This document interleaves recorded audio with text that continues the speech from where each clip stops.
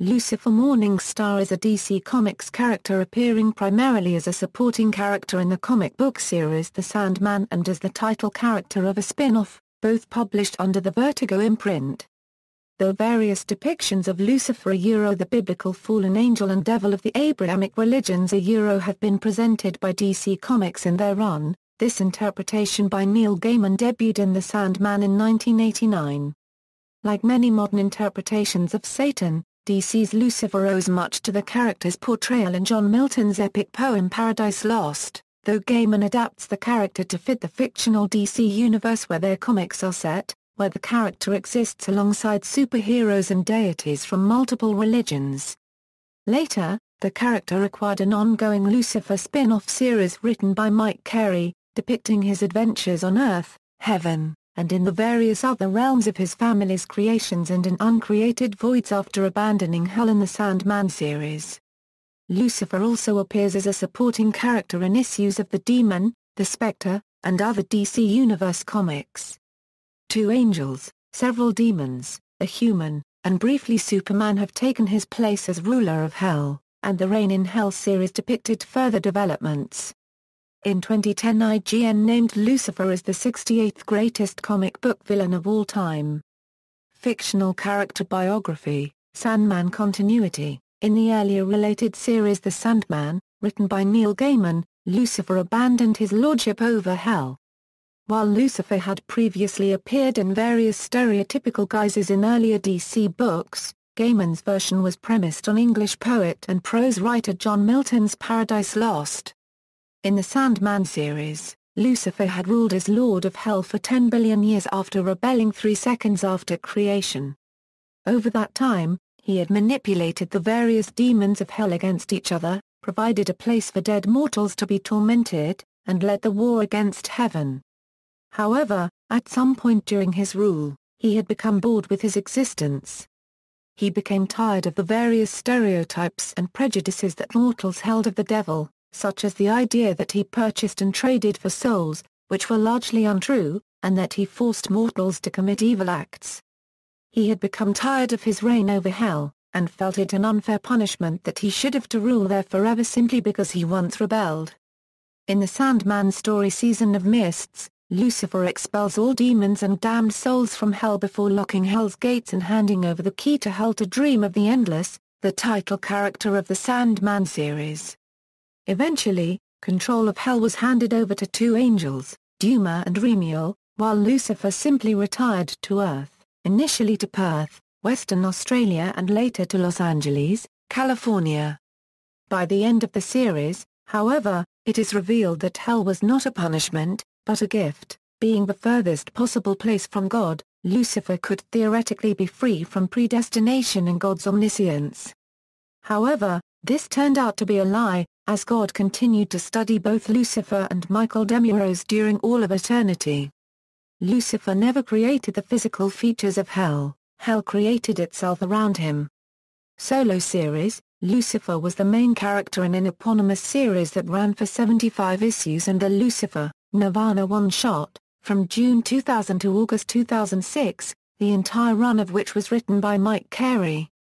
Carey described the book as being autobiographical, in so much as Lucifer is so much the opposite of the author and all humanity that he defines, us in negative to Carey, the essence of the character was.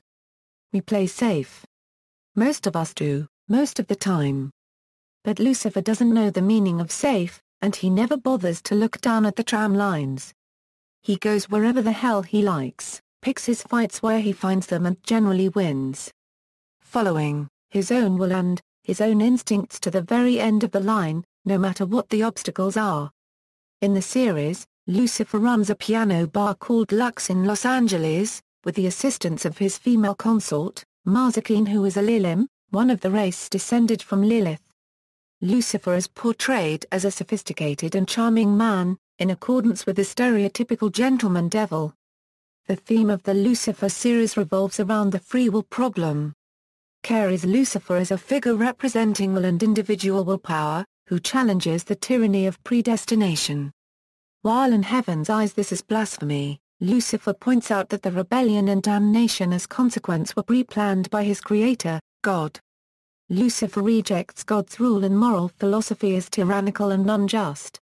The violent, aggressive, totalitarian, vengeful, and dictatorial aspects of heaven's rule are represented mostly by the archangel Untitled, who has a particular hatred of Lucifer and leads attacks of various kinds against him. The attacks include verbal criticism, marshalling the host of heaven, as well as challenging him to individual combat, almost all of it without the slightest care for the countless innocent, unwilling and unwitting victims he is more than willing to sacrifice for his own pride. For his part, Lucifer disdains Untitled, treating the latter's emotional outbursts with contempt, and repeatedly defeats Untitled's assaults with well-orchestrated, hidden plans. Ironically, however, it is often difficult to discern when Lucifer acts as a slave to predestination and when he effectively acts according to his own free will. Elaborate codes of conduct and schemes of entrapment based on these codes are vital elements of the DC/Vertigo magical universe. Lucifer appears as a master of these arts. In an encounter during the first Sandman story arc, a weakened Dream outsmarts Lucifer. Lucifer first swears revenge on Dream, but later comes to accept Dream's critique of his role and project as Lord of Hell. This inspires Lucifer's abdication, a vital element of the Sandman saga, and the point of departure for the Lucifer series. For Lucifer, his word is bond. As David Easterman, a character who sees himself as a victim of Lucifer, puts it, when the devil wants you to do something, he doesn't lie at all. He tells you the exact, literal truth. And he lets you find your own way to hell. Despite his theological title as the Lord of Lies, refusal to lie is central to the moral position of the character. He sees himself as a neutral or amoral facilitator of forces within individuals, and Lucifer actively and effectively combats what he regards as corrupting moral codes. While he avoids lying, his morality seldom extends to compassion, with Lucifer regarding the sacrifice of millions of souls as unimportant collateral damage, with there being few, if any, beings he respects and even fewer for whom he cares. As the series opened in 2000, Lucifer's restful retirement was disturbed by a series of associates from his past. After various catalytic events, he endeavored to create a universe in competition with his father, Yahweh. This puts him on a collision course with several powerful mystical entities that have a vested interest in the new creation and draws the angelic host into the fray, including his brother, the archangel Michael Demiurge, and his niece, Elaine Belloc. The series paralleled the Sandman in several ways, with epic fantasy stories being told in arcs separated by one-shot episodes depicting a smaller, more personal tale. Unlike the Sandman, the series has had a consistent art team in Peter Gross and Ryan Kelly, with most of the odd issues illustrated by Dean Ormston. The title's 50th issue was penciled by P. Craig Russell, an homage to the Sandman number 50. Structurally, the series mostly follows its own path. Numerous gods appear, with greater focus on Judeo-Christian religion, Japanese, and Nordic mythology than in Sandman. As for the Endless themselves, Dream, Death, Delirium, and Destiny appear, but their appearances are small and rare.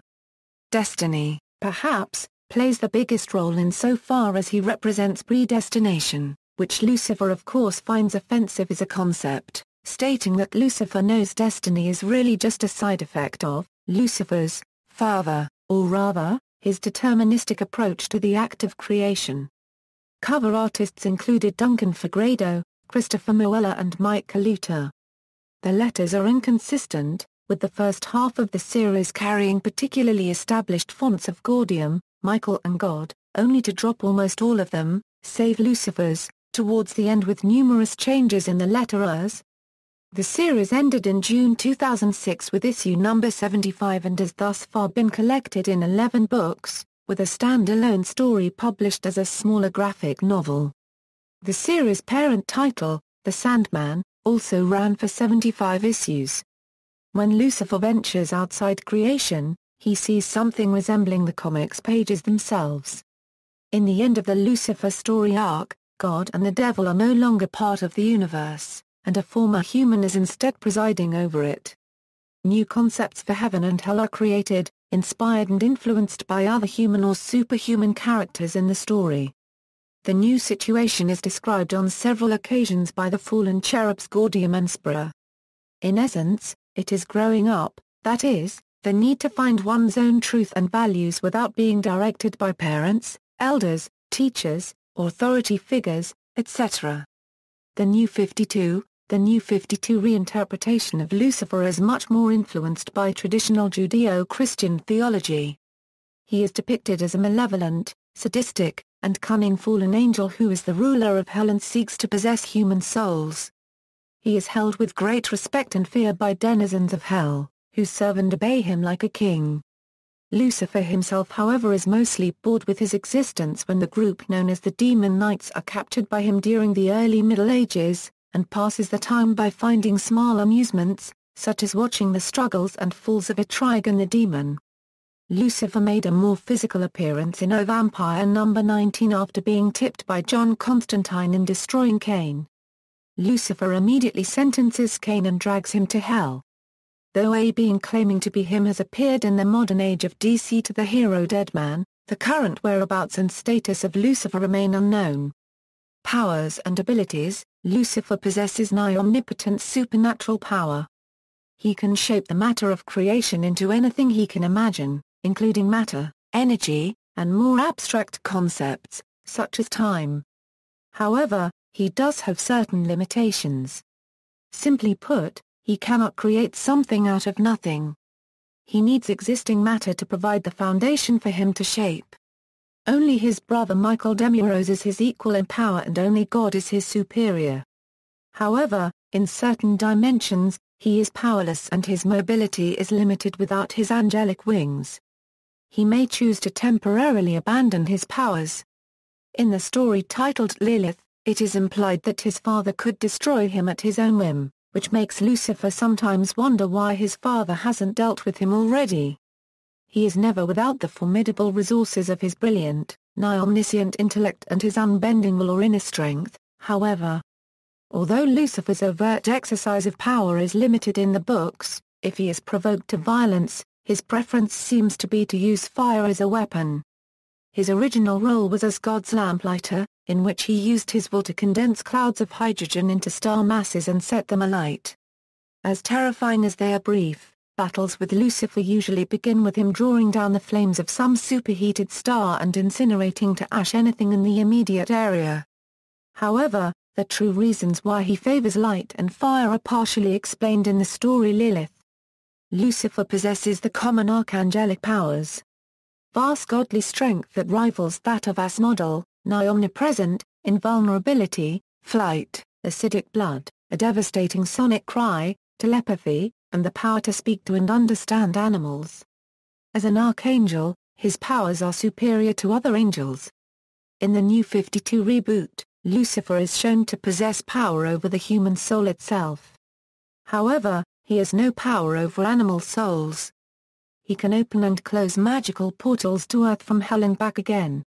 He can use this power to either summon or banish demons, as he does with Etrigan. He is clairvoyant, possessing a heightened perception or knowledge of time, even to the extent of being able to know the future. Other versions, the unofficial guide to the DC Universe lists Lucifer as first having appeared in a dream in Superman's pal Jimmy Olsen No. 65.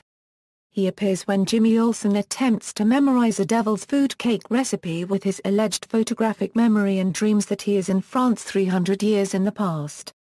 Putting on the clothing of a bandit who has ditched them, Jimmy is arrested and sent to rot in Devil's Island penal colony. A bald man known as Lord L offers 5 years of freedom for people to escape in exchange for their souls. Convinced that the magic the man uses is technological in nature, assuming him to be an ancestor of Lex Luthor, he asks to be returned to from where he came, believing Lord L will be long dead by then and unable to claim him. Lord L shows up at his front door, still bald but now with a goatee, and insists that he is Lucifer and has given him over 300 years extra, but will dine with him before taking him, but disappears when Jimmy serves him cake. Superman wakes Jimmy soon after and reveals that the card he memorized was really for angel food cake, and this is why Lucifer disappeared. In Weird Mystery Tales No. 4, a story by Jack Olek and Rubney depicts Lucifer, looking much like his present incarnation, save for a few panels in which he appeared as a more traditional devil, held prisoner by an order of monks. It also presents a prisoner switch trick not unlike the one performed in the Sandman, Season of Mists, in addition to being hosted by Destiny, another character later used by Gaiman. In the story, Lucifer gave Philippe Burton his form in order to trade places with him and fulfill his wish for immortality. Lucifer walked away in the body of the elderly Burton. A character called Lucifer, the fallen angel, appears in Blue Devil number 31. He has angelic wings and a halo, and his face includes dark facial hair. He does not have horns. Madame Xonad recognizes that even with a magic book, he is not the real Lucifer. He is simply a washed-up actor who decides to be a costumed criminal for a living. He is dragged into hell on a train at the end of the issue. The unofficial guide to the DC Universe lists Lucifer's first genuine pre-crisis appearance as DC Special Series number 8. This character has hair and wings like Lucifer as he appears in Sandman number 4, but he is red-skinned and has a face like a traditional devil, complete with goatee, though his horns may be part of a headband. His appearance in the comic is brief, but he is specifically referred to as Lucifer, rather than by other epithets. He is an advisory board consisting of Guy Fawkes, Benedict Arnold, Adolf Hitler, Jack the Ripper, Nero, and Bluebeard. He is an operative, Edward Dirks, set bombs, while using a bronze Batman statue transported by the Easy Company like a voodoo doll. Writer Garth Ennis introduced a character intended to be the devil as an antagonist in his run on the Hellblazer comic, however, as the character appeared at the same time as Gaiman's reuse of the Lucifer character, Ennis had to introduce a new backstory for his character to distinguish the two. The Hellblazer character was named the First of the Fallen, and was ruler of Hell prior to and after Lucifer's reign. How this fits in with the reigns of the angels and Christopher Rudd has not been clarified, although the First of the Fallen mentions Duma and Remiel ruling Hell during Ennis' run. In the Hellblazer film adaptation, Constantine, however, Lucifer, portrayed by Peter Stormare, showed up as an antagonist. Satan has appeared as a distinct figure in numerous DC comics.